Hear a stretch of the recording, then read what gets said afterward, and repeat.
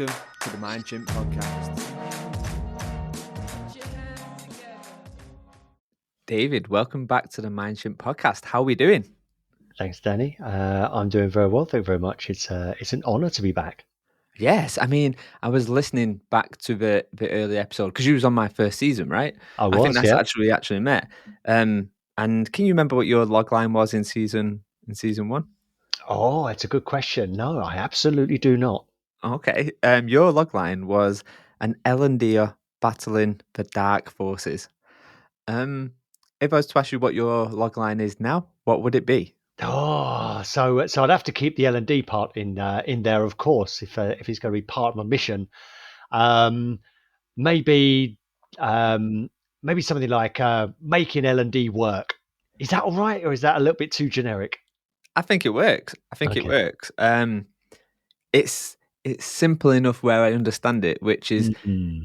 completely different to what L&D is right now. When I look around, there's just lots of new words coming out. So yeah, I like that. I like it.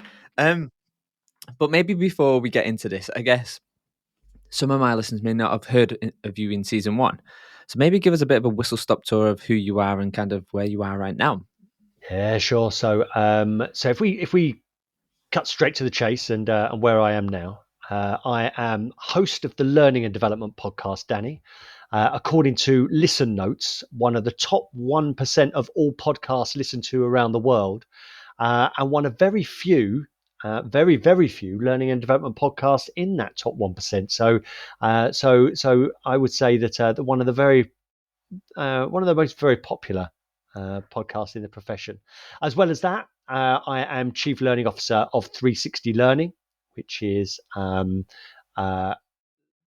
very powerful collaborative learning tool. We can get into that later if you so wish.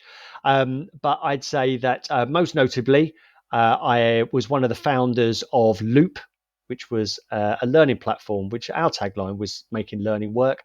And one of the reasons it was so important for me to solve that problem, Danny, is because I spent 15 years running learning and development departments, saddled with learning tech that no one used, and spending an inordinate amount of time trying to drive traffic towards it to justify the investment. So it was about time that learning tech actually worked. And I'd say that what I'm probably most known for is that I was Director of Learning Talent and OD at the Walt Disney Company, and I was there for 8 years. So that's a potted history, Danny. Nice. I'm a fan of Disney in general, mainly from an experience design point of view, which is for another day. But I guess there's a lot going on there. You know, the 360 learning, the loop. Mm-hmm. But before we get into all that, and I do want to get into all that, and actually I want to get your kind of ideas on the future and the state of L&D now. But before we do, I ask my listeners 2 questions. And the first one is this: what's made you smile today? What's made me smile today? No, I'm very lucky that I've got a very beautiful 9-year-old daughter, and she's such good fun. And although I'm not with her every day, I did have breakfast with her this morning, and we had a lovely chat. And she's always a delight. So at a very human level, spending time with my daughter Lily. Nice. And the follow-up question is, I have a list of killer questions here, and it's numbered 1 to 12. And what I want you to do is pick a number for me in a second, and then based on that number, I will give you the question, and then we'll get the answer of it a little bit later on.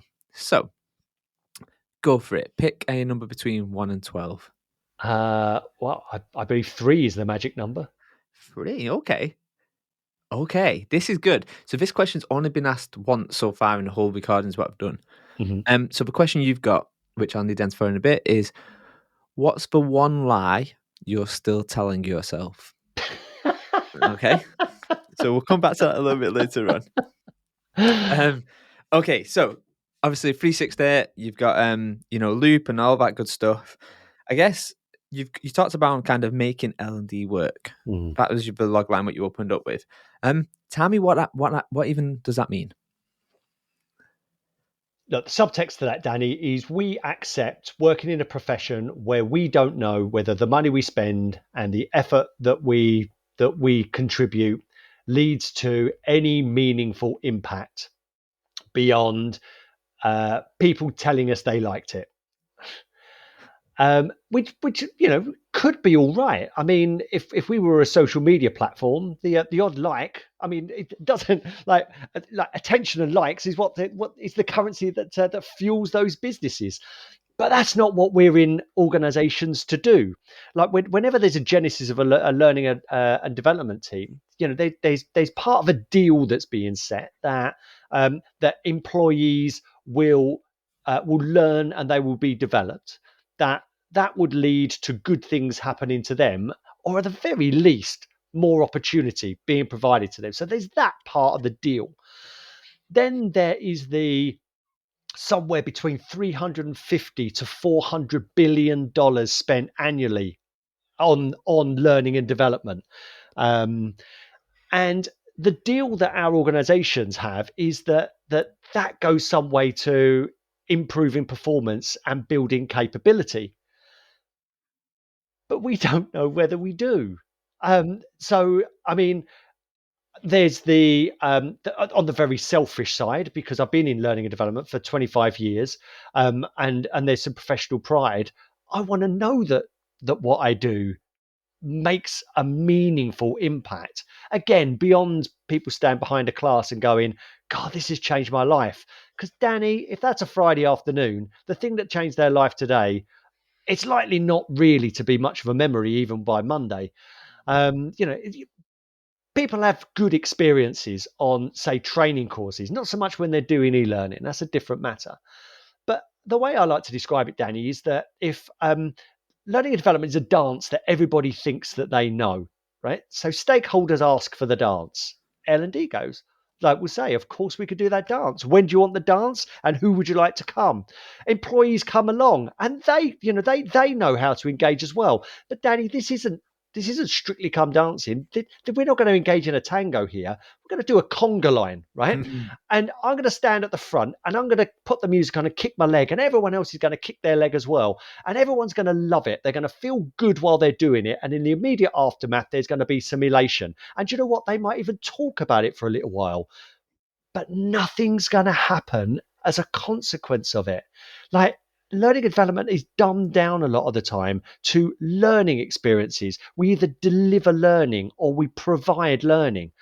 But most of that stuff isn't designed or procured with an actual outcome in mind that will improve what people actually do, because we don't understand what they actually do or the context in which they are expected to perform, or the organization doesn't actually hold us to account that what we spend will plan to make and has made a demonstrable difference. So look, the long and the short of it, Danny, is we're just about getting away with it. But I don't want to work in a profession that's just about getting away with it. And also, I don't want to blow my own trumpet, but Danny, I am. I spent a great deal of my career, certainly at Disney in the latter stages, not getting away with it, but actually making demonstrable difference, whether that is to an entire country's ability to do a different job with a pivot to digital publishing, whether it be the integration of different business functions so that we were increasing the possibility to leverage a lot of properties in Disney through one person, which improved deals rather than 5 different people going in and doing deals from different departments, and helping business functions to operate. No, I was going to say more smoothly, but that's not what I was brought in with. The example I'm thinking, less dysfunctionally, right? So I was actually held to account to do this stuff, and then you link talent management to that, which was part of my job. I turned conversations that went right. When's Danny going to be ready for the next position? I think Danny will be ready in 18 months, and then doing the same exercise in 12 months later. When's Danny going to be ready? Yeah, probably another 18 months. To actually go, whoa. Can we actually talk about what Danny needs to be exhibiting to actually in 18 months be in 6 months ready, right? So there's stuff like that, which does come with you build up some credibility, you build up know-how, you build up confidence, you know how an organization works, you have the relationships that um, uh, you can utilize in order to get the right stuff done. So it does pain me that we can so easily be swayed in this profession to look at a shiny new object and go, oh my god, if I can put my dumb content and generic crap into that, then that's going to solve all my problems. Because generative AI has given us the opportunity to do two things: L&D that works, or more crappy examples of useless stuff, but in a fancy wrapper. And I see far too much of the latter in L&D. So there's a long way to go. Does that answer your question, Danny? And Yes. any other questions you might have? And that, ladies and gentlemen, is the podcast. Thanks for listening. um, it's a funny one. It's a funny one. And I guess there's a couple of things that kind of get me thinking. You talked about the talent, like, oh, well, for Danny to be ready, it's 18 months. And I guess a lot of things which I see is actually, what is Danny needing to be ready for? Yeah. We make this assumption that A equals B and B equals C. And actually, I did some work recently where I just said to him, like, you keep banging on about learning development. What do you want learning development for? Like, what is it? And they're like, well, if you ask the leaders, like, we need them all to be qualified in X or Y. And I was like, okay, let me go and ask your people what they need. Mm, Like, tell me what it is they really care about. What is it? We went in and was like, I don't give a shit about that. I actually want to be over here. We had someone turn around and go, I'm not bothered about accounting. I want to learn how to do video editing. I'm mm, like, right. So there's a big wedge here. Leader, you want this. They want this. Like, there's this whole kind of debate. And I guess the other thing where you got me thinking about is this concept, this principle of streetlight effect, which is basically we stop looking for right content or right answers. Instead, what we do is we find that what is the easiest, and then we amplify what is the easiest, which doesn't always mean it's right. It's mhm, streetlight effect. It's a bit like that whole thing of drunk man under the light trying to find his keys. It's like, yeah, they're in your hand, mate. Like, mm, it's the kind of whole concept.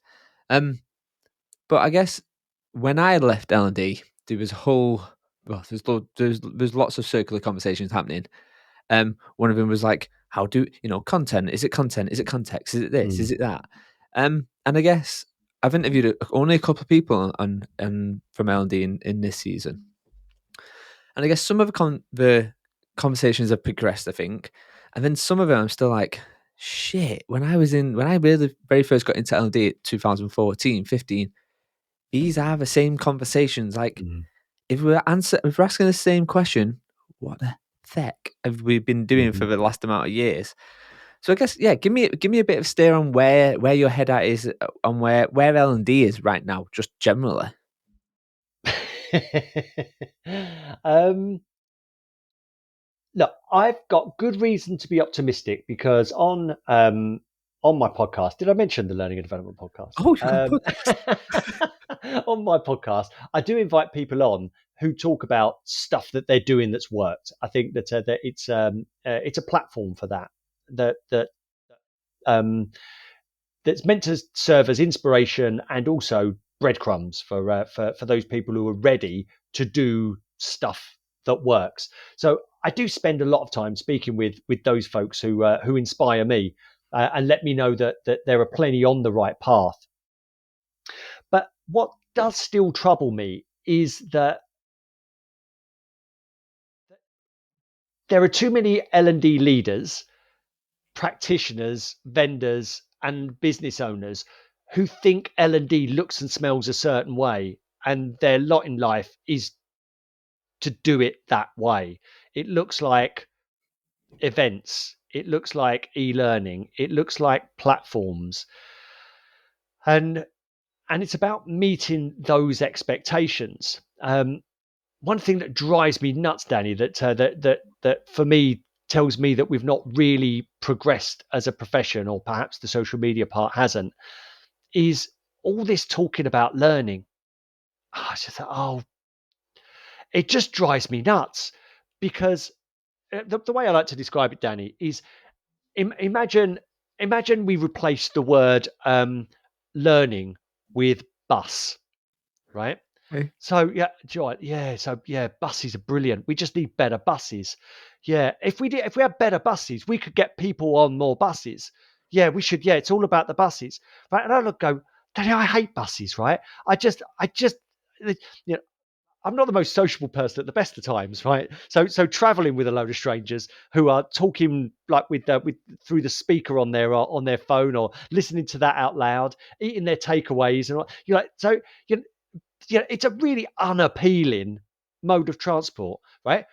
Why is no one talking about where it's going, right? Why is no one saying, right? What we should be talking about is going to the. I'm trying to figure somewhere really appealing I want to go, like the Indian restaurant, right? Okay, I tell you, I'm bang up for that Indian restaurant.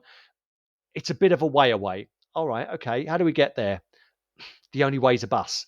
Do you know what? For that Indian restaurant, I'll do it, right? But learning and development people talk about the bus. Like it's the bus that's the important thing. Like learning is the important thing. Like if we got the learning bit right, then people would be able to do the things they're trying to do. But Danny, the kicker is if you don't understand what it is that people are trying to do and they're not able to do efficiently or effectively without your help, then you cannot determine where they want to go. So all this talk of buses and learning is a total and utter misnomer. And I'm afraid it's a really noisy market because the unfortunate part of that is the only real people who can really get under the skin of it are in-house L&D. So they've got to build up the internal currency in order to challenge their stakeholders to get to the actual nub of the issue. And until we get there, we're going to be talking about buses, right? We're going to be Mm. talking about creating brain-friendly training.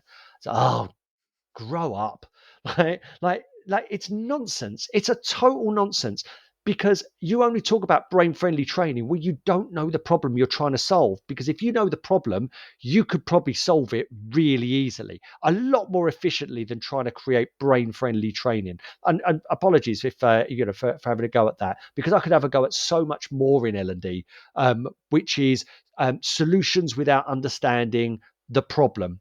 And I think that is it's almost inherent in the profession that without the confidence and enough competence to do the analysis, then we're always going to be lost.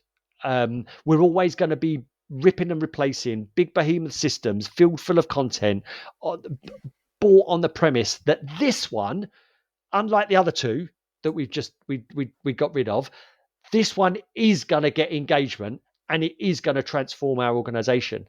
But you lift the lid and go, but wait a minute, it's just filled full of generic content. I know, but this one's AI powered, iterative, brain friendly.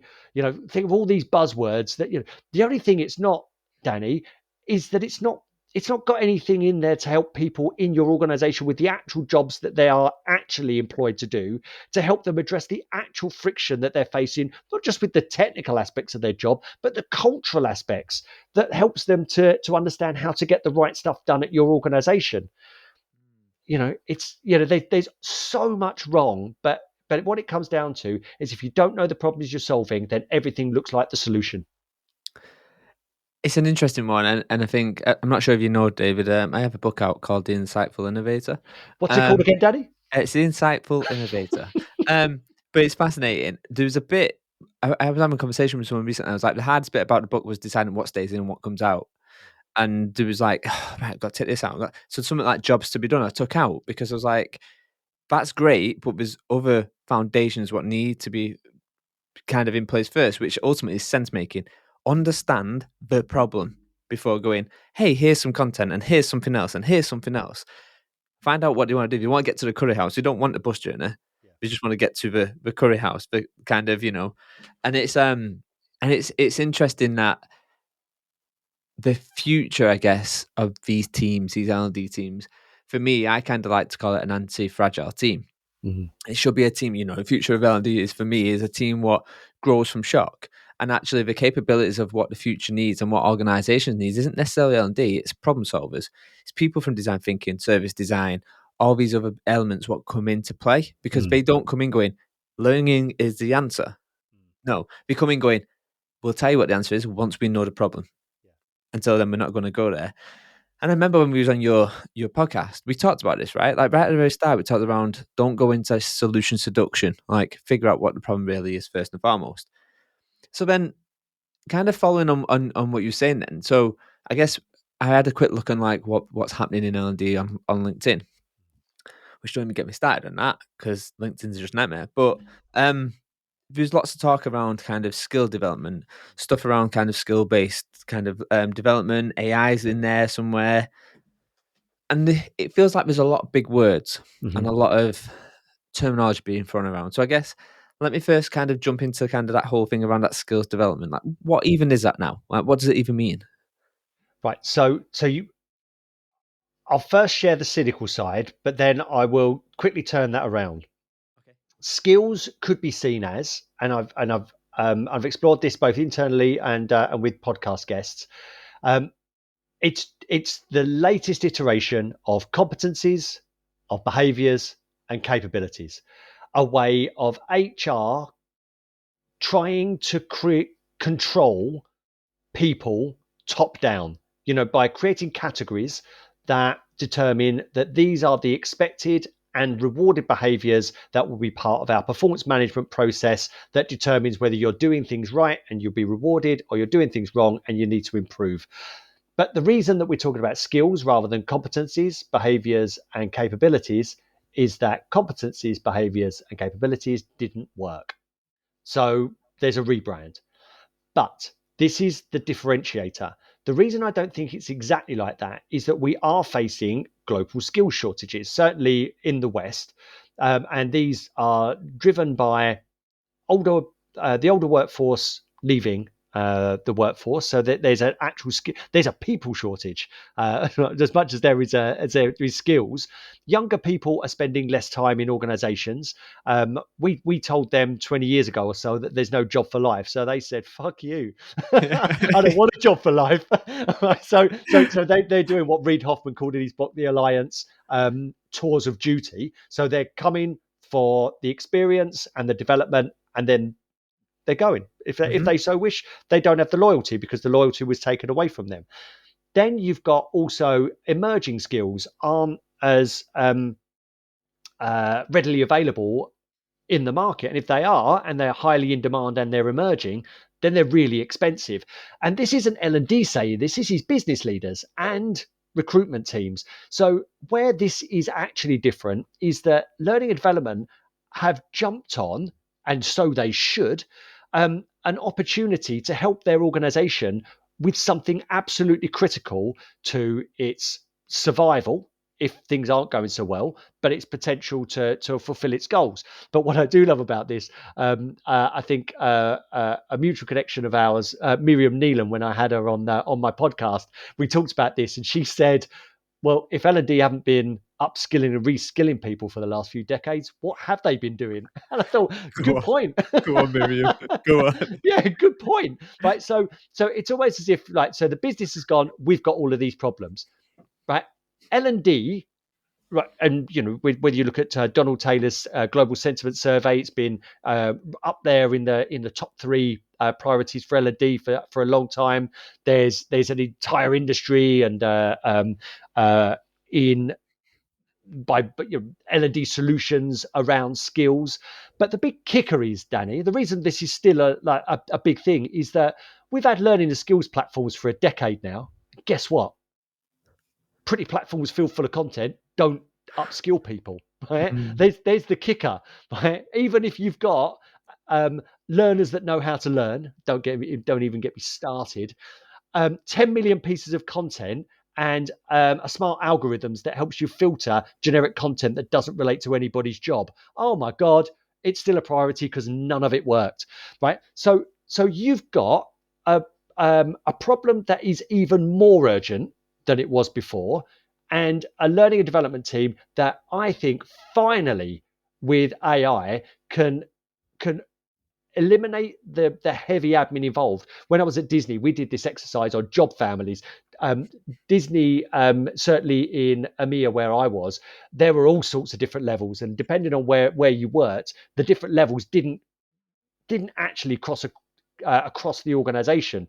You had executive directors in one area. You didn't have executive directors in another area. Administrators, coordinators, and assistants were doing all the same job, but coordinators were being paid more, and all of this stuff. It just needed to sort itself out, because if you were going to operate as one coherent business, then you needed to provide career paths and opportunity, so that not only were you rewarding the people correctly today, but people could actually see that they could get on. Imagine being a manager somewhere and earning 65 grand and then being told, we got an opportunity as a head of, which is the next level up, but you're going to have to take a 10 grand hit on your salary. So what? Like, so Enjoy. you just had to sort it out, right? And then you press publish on it, and then 1 year later, half of it's out of date, because business moves on.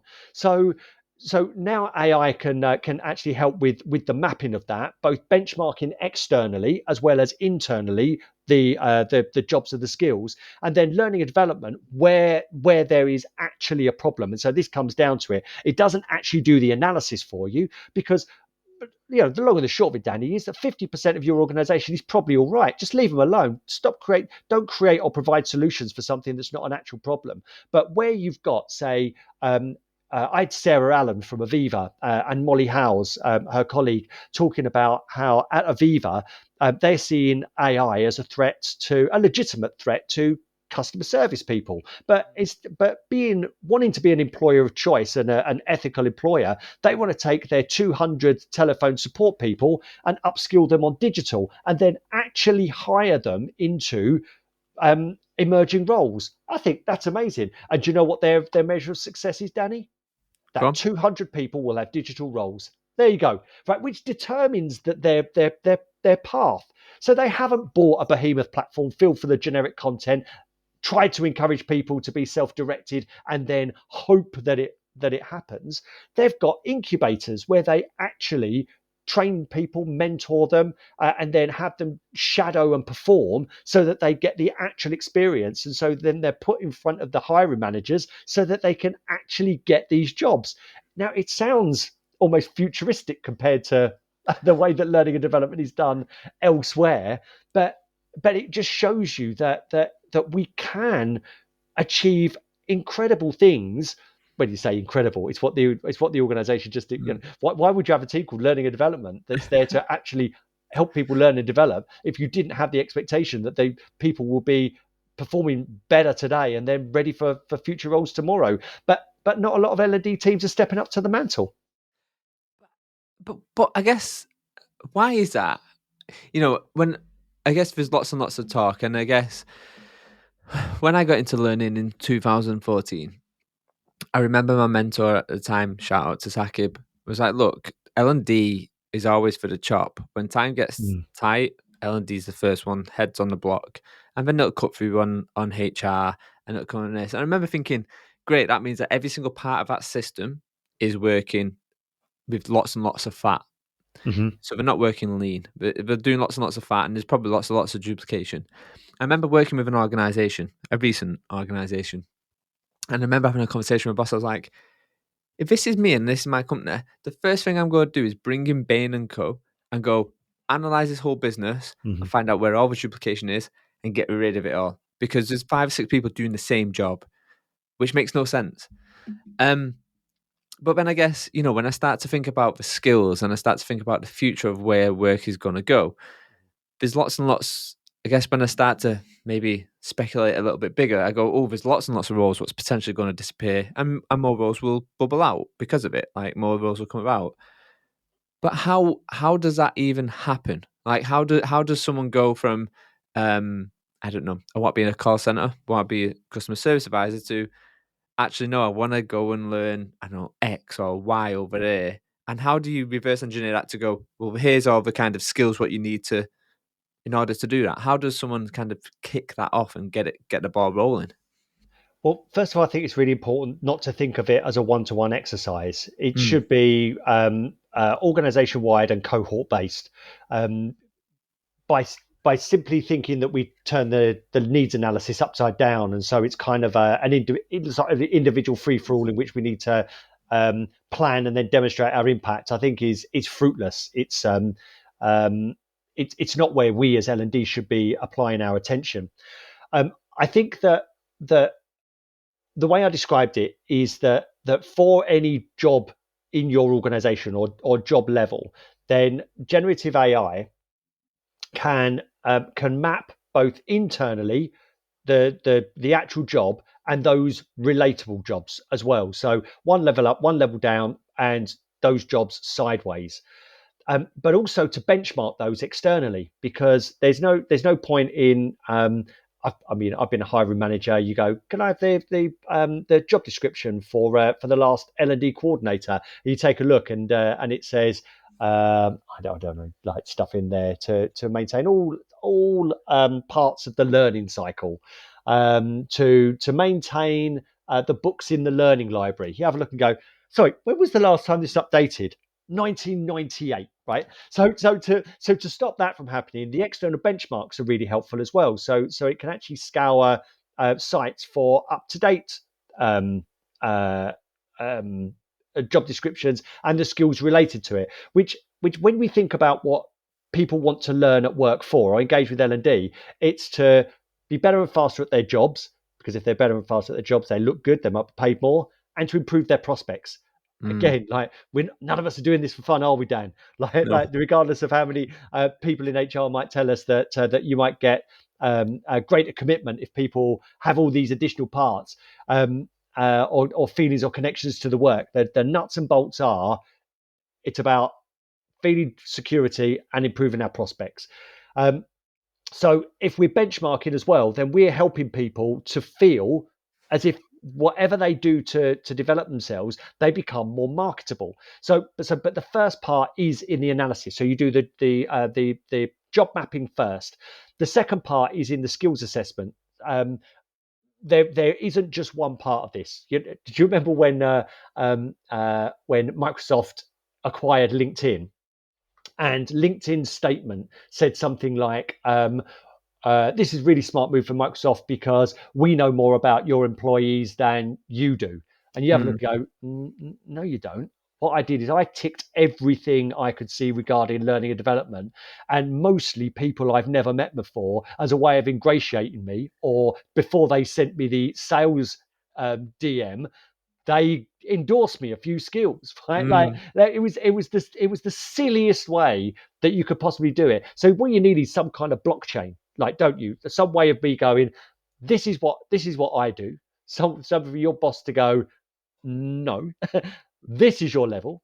Then you've got peers who go, this is your level. Clients and stakeholders and people that you work with going, these are the skills that you have, as some way of. And this again, so what's the problem that's solving? It's so that a hiring manager can take a look at the assessments that are being made and say, do you know what? Danny's worth interviewing for this, right? I'm not going to give you the job, but it's going to be an aid, right?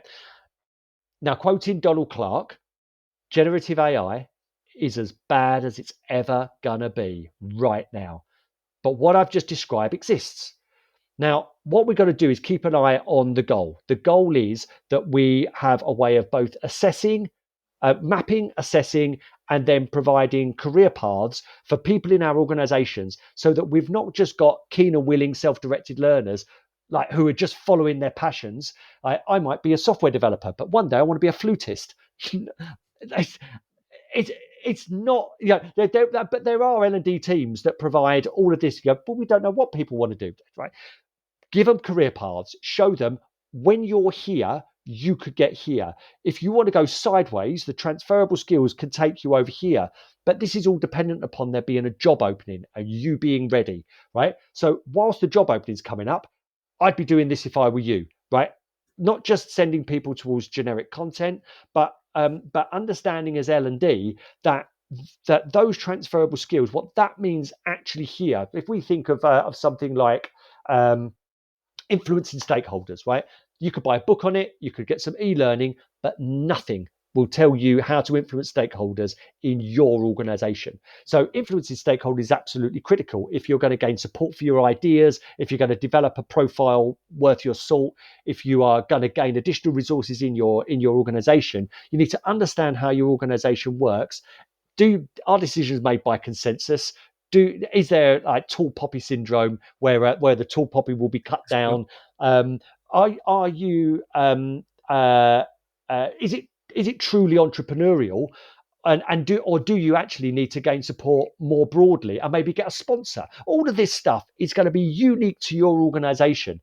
So you've got to give somebody a map of the territory and say, right, this is what's required here. This is the benchmark outside. But to actually truly develop the transferable skills to put you in the best position for a hiring manager, this is the secret sauce. This is how we do it in our organization. And generative AI can help us with every single part of that, because whereas a lot of L&D is about providing the learning, which is, I've mentioned it before disparagingly, vast suites of e-learning or learning content, or an exhaustive curricula. A lot of it's absolute nonsense. It's going to make absolutely no difference whatsoever. There's research and studies to back that up. Not least Dr. Richard Clark, Dr. Dick Clark, who shared with me his near far transfer, which actually states if the learning environment isn't almost, if not exactly the same as the working environment, then there's almost no chance of learning transfer. Almost none. So if you got 10 million bits of content that don't actually relate to the work that people do, that you might as well have flushed it all down the loo. It's not going to make any difference, right? And there's only a very small percentage of people who can actually take like something that's broadly generic and apply that to their actual situation. So what you actually need to do is turn your organization's proprietary know-how that may be tacit in people's minds. It might be observable, so you can see it in the way that people work, and it may be documented in some way. And this might be the bridge between learning and development and knowledge management. You need to get it out, get it down, let AI turn that into guidance and support that is linked to how people actually are exhibiting the expected and rewarded behaviors, so that everyone stands a great chance. Now, I'll go back to, if you plug that into your organization's Google Docs, it'll probably be a shit show right now, but this is as bad as it's ever gonna be. So I think that we need to just jump on board. The principles are there, the raw technology's there, but in the same way as ChatGPT 3 was launched just less than a year ago, from when we're recording this, to right now with the advances that have been made with its incorporation into Microsoft documents and the co-pilots, into ChatGPT for enterprise, and everything that's coming down the pipe, we are months away from it supercharging L&D's efforts to actually assess and upskill people in our organizations in a way that we would only have dreamt of, just a year ago. It's fascinating, right? Because you either sit on one side of the coin, you're either excited by that or you're shit scared by that, depending on who you are within an L&D function or what you do. Yeah. And I was chatting to the AI global head of AI at IBM a couple of weeks ago, and he was saying 94% of HR interactions with its employees, and I think he talked about the L&D in there as well, it's already done through their AI. 94% of HR interactions is done through automation and AI. And you go, cool. So what's your HR doing now then? Like if 94%. I completely agree. If you imagine, right? So your employee relations, right? So a lot of business leaders will have their employee relations business partner, and they're there saying stuff like, we're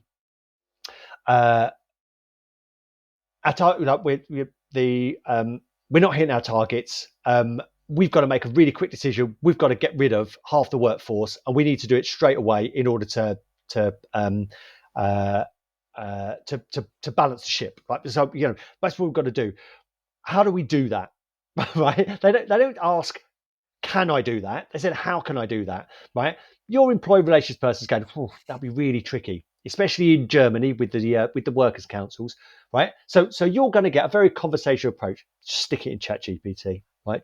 It will just give you the facts. It will you can guide you, keep you on the right lines. So a lot of that stuff, if you want to know the law, you want to know, boom, right?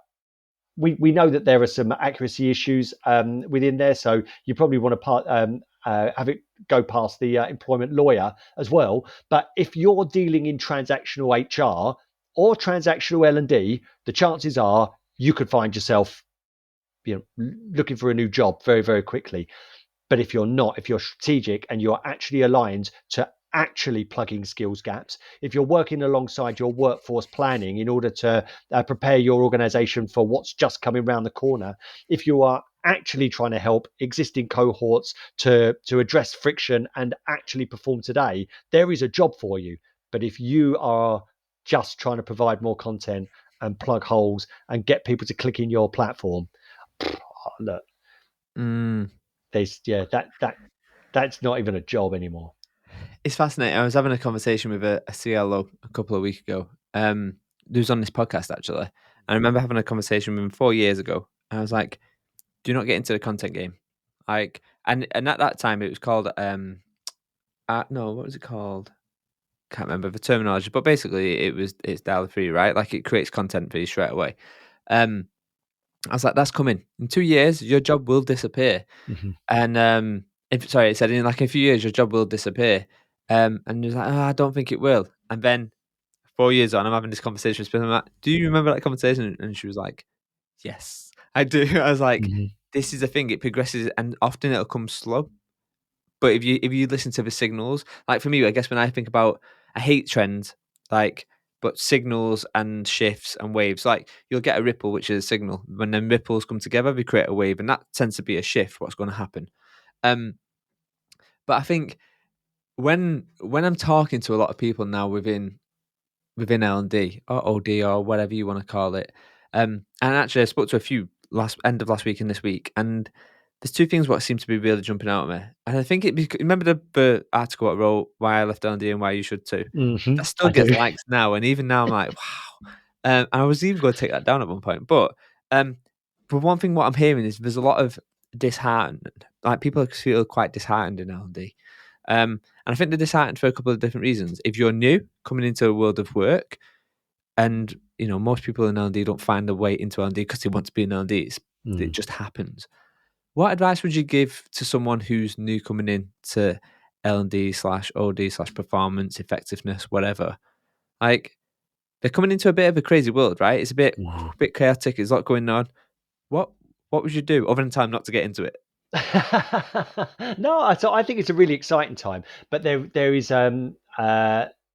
are pragmatic and savvy things that they need to do, as well as future proofing. So the political and savvy things to do are understand from your bosses what L&D is in your organization to do. What are their expectations? What do they think are the core skill sets? And learn from observing how L&D is done in your organization. Now, you will learn very quickly whether that's something you believe in or whether you don't, and whether you need to get the years under your belt by sucking it up and then getting the hell out of Dodge to go and do it elsewhere. But like any profession, there's something about just earning your stripes, and you can learn just as much about stakeholder expectations in a team that's not making any impact, that seems to be stuck in the 90s, than from one that perhaps, and maybe you learn more than from one that is on the leading edge now, that's data driven and has credibility in the organization. And the reason is that you are always one new head of L&D away from either advancing or regressing.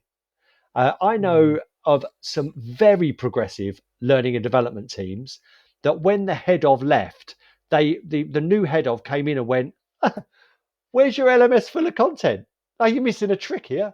Right. And so what they did is they just bought in the dumbest platform that they had in their last organization, launched it, got the credit for it, they rode the wave, and they just implemented good old fashioned L&D that we don't know makes any difference. But then you could be working for one of those, and then they leave, and then either someone's promoted, or like's happened in I was going to name a name then, but I think that probably wasn't going to be a good idea. And it's happened in a very famous retailer here in the UK, who's hired a very forward thinking and well known global head of L&D, and is really getting them shipshape. And I'd imagine that is one hell of a ride to be on. It's going to be really challenging because retail is challenging. But in order to challenge yourself to be an L&D team that hangs its hat on efficacy, that's where you want to be. So going back to your question, what would you do? You need to be pragmatic and you need to be savvy. Take the learning from where you are, understand what you stand for, but you've got to go where the profession's going. It is data driven. It's going to be data driven because we can't hide for much longer, Dan. Like generative AI, for one thing, is going to put a spotlight on a lot of the people problems that actually need addressing because it's costing the organization money and opportunity. So that's going to be more readily available to leaders and HR and L&D. So being data driven is really important.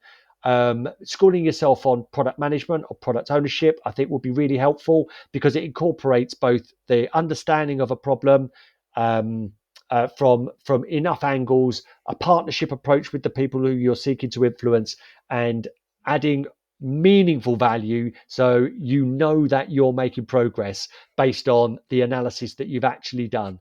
That doesn't need to be exhaustive, but I think a product ownership approach is a good way of kind of encapsulating that.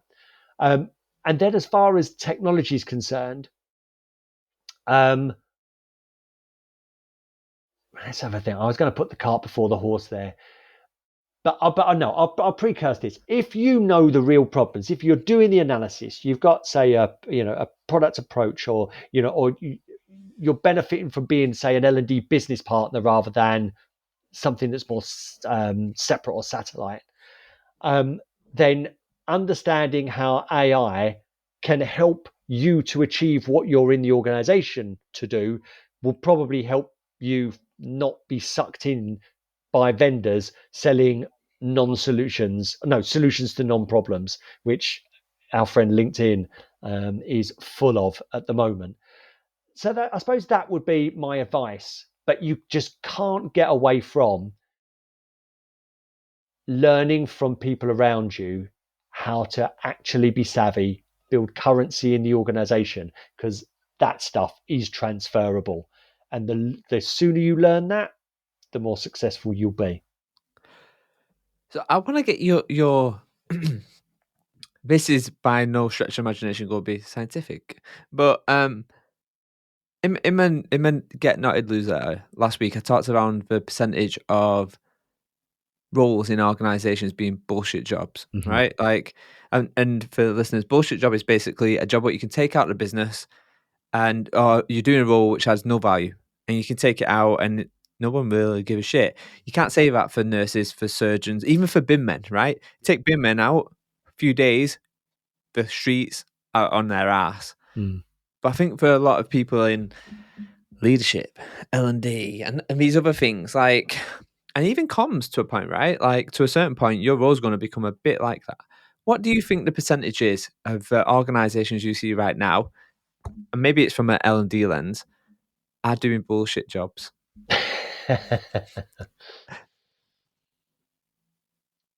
Right. So I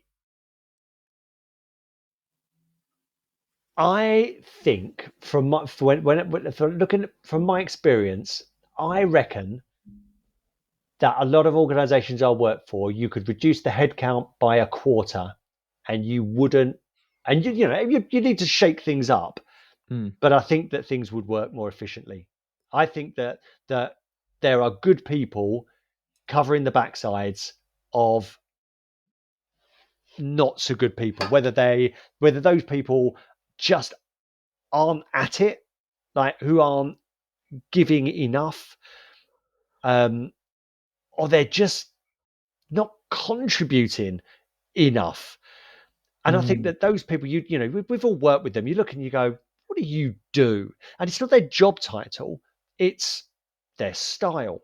So I've worked with people who are brilliant at playing the game. They profile themselves. I've been in those meetings where everyone's presenting their what they're up to this year. So this is my plan, right? We're going to overhaul performance management.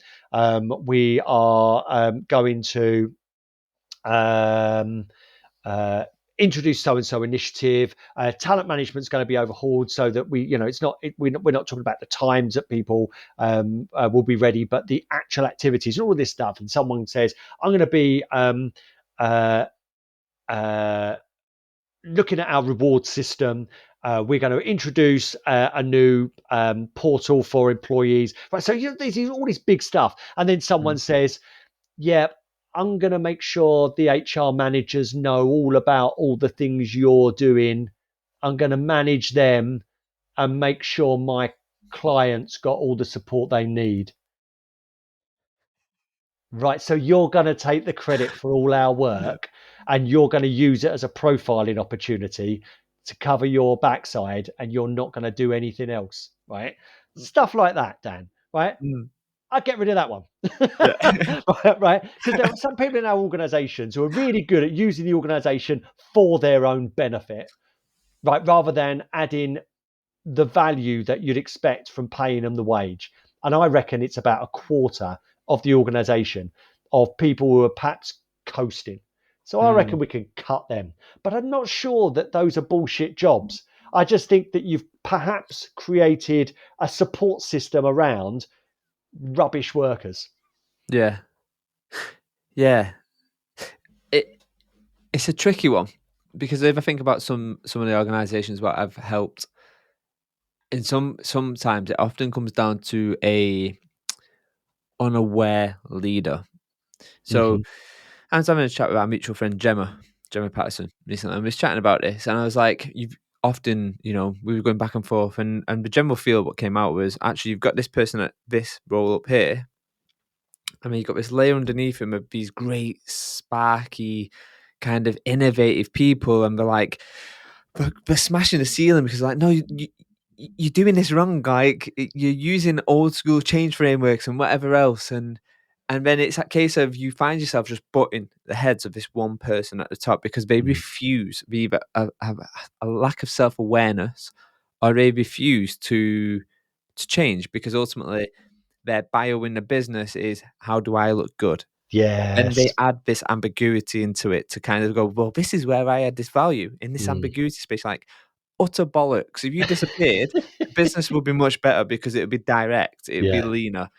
And I just think becomes a point where you can go, yes, I can push uphill, push uphill, push uphill. But at some point you are just impacted by a shit leader. Yeah. And there's just no way around it. That's a bit of a rant there. I went off on a I think I've worked with that person as well. Like, that right. So yeah. So yeah, your boss's boss's boss, and they are motivated by looking good. So much effort, too much time is spent trying to make them look good. Mm. Um, so I was in a job, and whenever that leader was coming over to the office, we used to reference Return of the Jedi. I don't know if you're into your Star Wars, where it goes like the Emperor is coming and he's not happy with your progress. Okay, we'll redouble our efforts. So it was all about how to make the Emperor look good. It's like, oh my Yeah. god, nonsense. It's madness. It's madness. Tell me about 360 because Mm. obviously I'm not in the learning world too much now, and there's talk around Vendorly coming back, but Mm. and so I've kind of slowly started to look at actually what the space looks like. But obviously 360 acquired Loop, and that's probably about as much as I know. Mm. Obviously, we speak every now and again, and I know a little bits, but yeah, tell me a little bit more about 360. Yeah, so 360 acquired Loop at the end of 2021, and it totally made sense because Loop was built on the premise that, well, first of all, it was the learning platform that I wish I'd had. Like all those years of trying to drive people towards a platform to increase engagement and justify the investment, even though people were voting with their lack of engagement, that it just wasn't valuable, right? So Loop was created to say, well, we'll only create useful stuff, right? So it's a super intuitive, easy way of creating resources to help solve problems that scaled local know-how from within the organization for the benefit of everyone, right? And the first thing that we found with Loop back in the day was so I joined in 2015 was everybody loved it. You put it in front of Mm. employees, they absolutely loved it. And we're like, whoa, wait a minute. There's some secret sauce on this, because people don't like their learning platforms, and people, it's just really easy. It's really intuitive. I can see what I need. Search is great, and it's only got stuff in there that's aimed at helping people do their jobs in this organization. So that's how we built it out, and then we built campaigns around it, because the value that you have in a learning platform isn't that people know where to go. It's that before they even think of that they need some help, you surface stuff. You give Mm. them a text, or they might get an email, or something will surface in Teams or Slack that says, "Oh, you're doing that. This could be useful." So it's about guiding and supporting people to do more of the right stuff. So 360 Learning snapped it up, because that's what they did. But they did it massively for enterprise clients. Their whole thing is collaborative learning. It's the world's #1 collaborative learning platform. It helped that they got $240 million worth of funding, which at the time, and maybe still might be the case, was the single biggest raise by a corporate learning platform ever. So they bought us up because we had the smarts and the people that was going to help to take that to the next level. So the beautiful thing is that I joined them in 2021, and it was almost like fast forwarding 5 years in loop. It was like, wow, you're 10 times bigger. You're 10 times as many clients, 10 times as much revenue, 10 times as many employees. Bit of a culture shock, because there was just a handful of us punching well above our weight. But the absolute the brilliant part about it was that when generative AI and ChatGPT hit in November, we all got together and went, right, where's this going to go? And well, I've already told you, like, you go, if what was it? I cobbled together or bastardized the Henry Ford quote, like, for a Forbes article that I wrote, that said, if I asked L&D what they wanted, they would have asked for faster courses, and that's the way they went, right? So L&D went, look how fast I can create a catalog. Look how quickly I can create this AR augmented reality leadership module. Look at it, oh my God, L&D lost the plot again, because that's what we talked about earlier, Dan. Mm. If you've done no analysis, everything looks like a solution. And so the more that you've got, you live in an abundant world, all you need to do is press a button and you've got all the content that you need. But that's not the way the world's going, because employees again will vote with their attention, and they will not click, because they don't want content. They want help with what they're trying to do now that they're not able to do easily and effectively in service of the job they're trying to do, so they look better in their organization, so they improve their prospects. It's a that is it. And the if you could use AI and your vision in L&D to reduce the friction, so that you can help them to do what they're trying to do but better, then you're on a winner. Remove, don't add, remove, take stuff away. So this is what 360's mission was as well, that instead of buying that behemoth, what you should do is understand what it is that your people are trying to do and they're not able to do. And so they've got this brilliant thing within there about upvoting learning needs. So you're trying to do this. You've joined 360 Learning. You have a look and go, well, it's a fully remote team. How do I get to know how to do the right stuff and how to get known for doing the right stuff? There's a learning need, but it's not a learning need. That's actually a request on how to understand something that's Mm. integral. So that's then upvoted. Something's created on exactly that. So actually helping people to do that stuff, but that works across enterprise. So there are customers like Michelin, like global around the world, Haribo, Decathlon.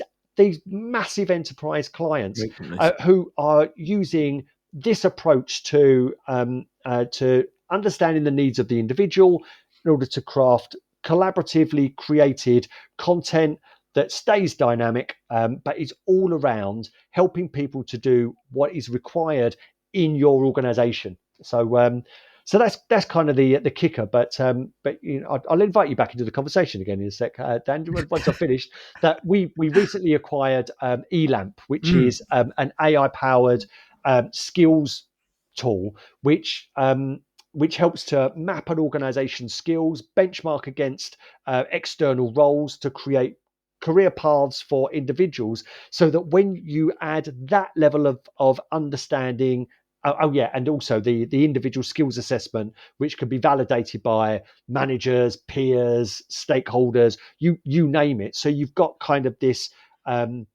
validated assessment of what somebody's capability is within their role and the benchmark role.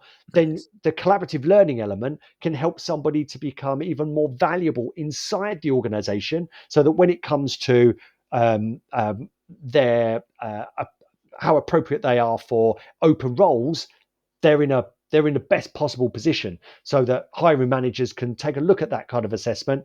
It doesn't replace the hiring process, of course, but it goes a long way to making sure that the people who work in and understand your culture are better placed than the people who don't work there, who don't understand your culture, which has always been a problem that I've considered, that if you're over relying on external hires because you're not developing your people, that you're missing a trick. But this is where I believe that the ELAMP for 360 learning, but generative AI used in the right way for L&D, can finally have us say we're doing valuable stuff because, and then you can point to the internal mobility goals and metrics, rather than, oh, they completed it and they stayed to the end and they liked it.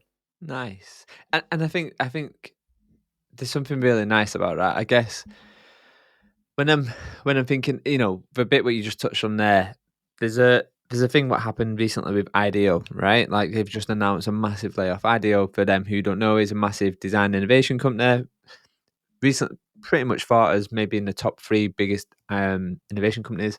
And there's this thing around, oh, we're getting rid of everyone. And I'm like, well, what did you expect?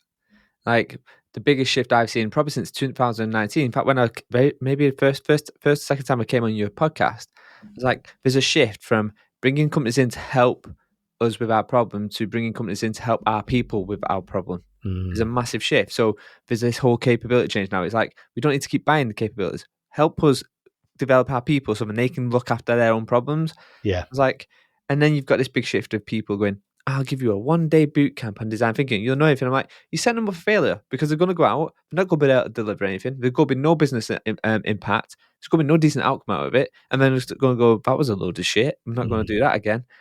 And I think what I like about that and what you just discussed there, that kind of whole ELAMP and how that is, there's a big focus on, like say, delivering internal value, right? Like mm. that sounds like that's where it is. It's like a flywheel where it's constantly flying back into the That is it. organization. I really like it. I really like it.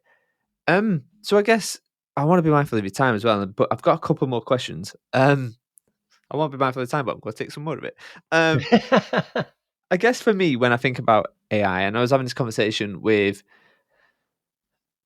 who was it with? No, I can't remember. Someone who's younger than me anyway. And it's like, what do you reckon? He was talking about like future of work. That's what it came from. I think I did something with grads. That's what it Mm, was. And he was like, well, what do we do next? I was like, if I'm you, don't go and work at a business. Honestly, go and be a gas engineer.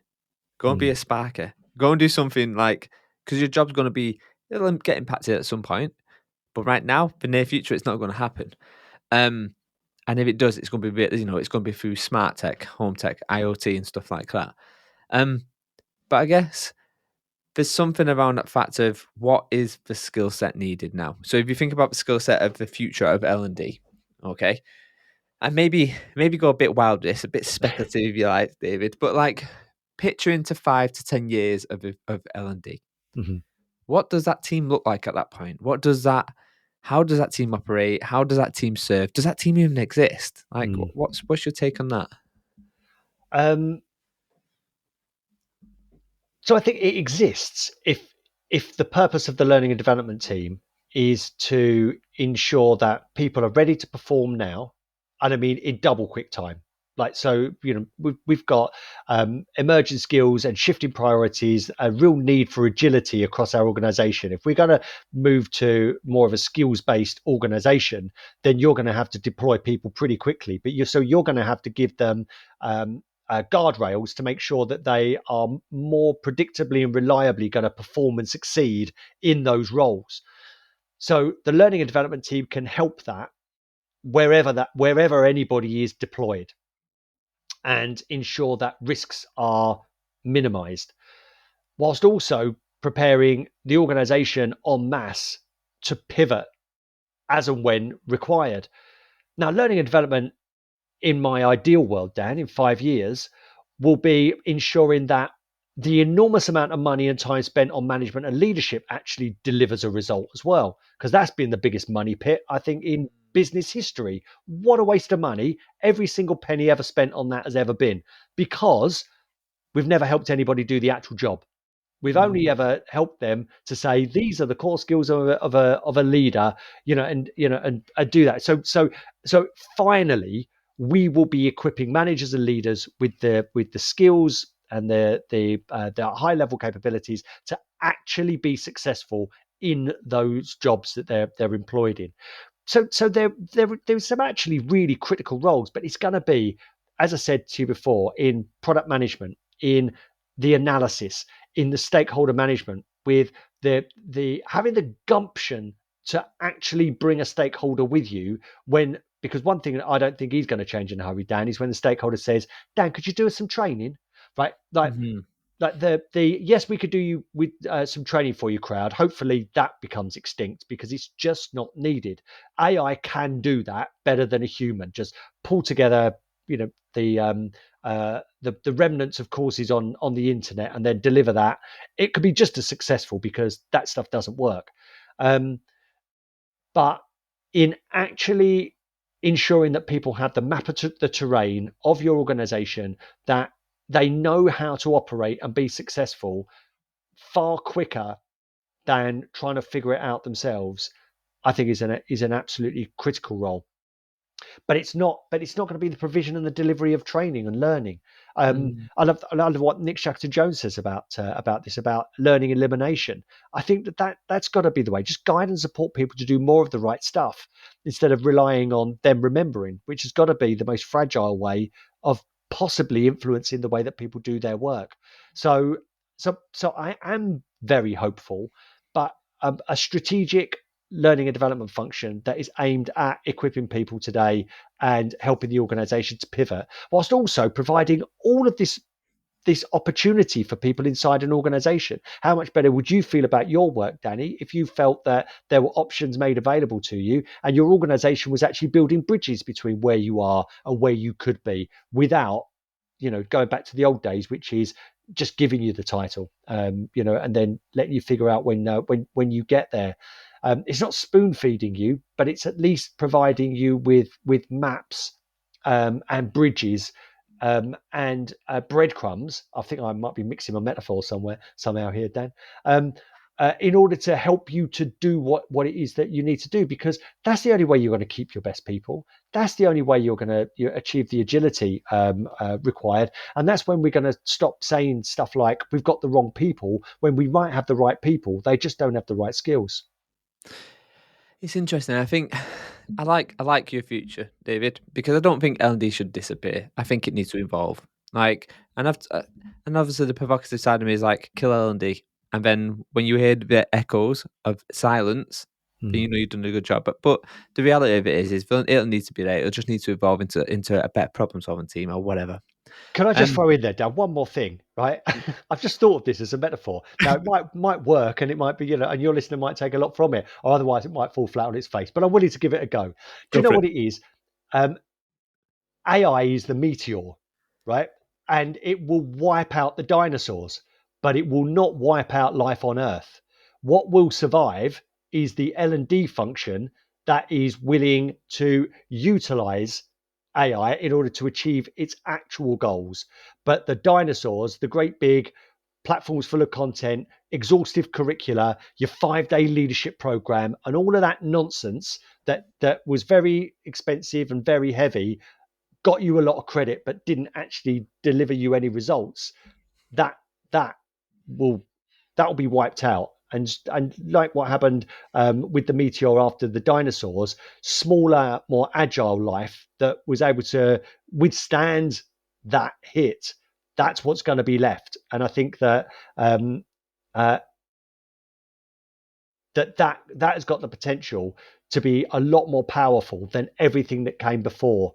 But do you know what, Dan? That's going to take for anybody to survive that. We're going to have to let go of our ego. We're going to have to admit that there was stuff we did and we spent our money on, things that we convinced our stakeholders, and perhaps we even got Employee of the Month awards for launching.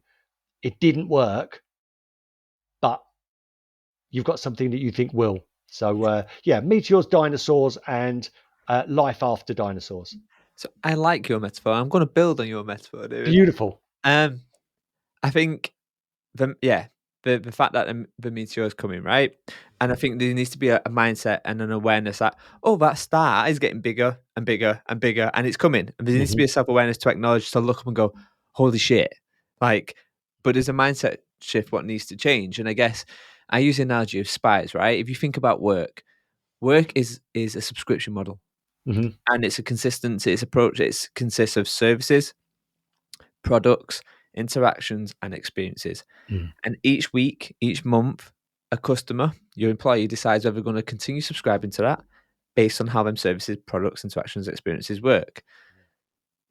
But there's a mindset shift. What needs to see the mindset shift. What needs to be is like looking up. It's that thing of, oh, something needs to change. Things need to change.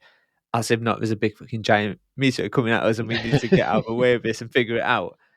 And I think that for me is the thing what I'm slowly starting to see. You know, the retail company, what you mentioned, obviously we won't name check it, but they're, you know, the leader of that is definitely one of the people who's looking up, going, "Oh, that star's getting bigger. How do we get out of the way of this really, really quick?" But I'm not going to let you off. We have one more question. So right at the start, I asked you to roll a dice, and you picked number 3. And the question was, what's the one lie you're still telling yourself? What's the answer to that question, David? That I might need that comb again.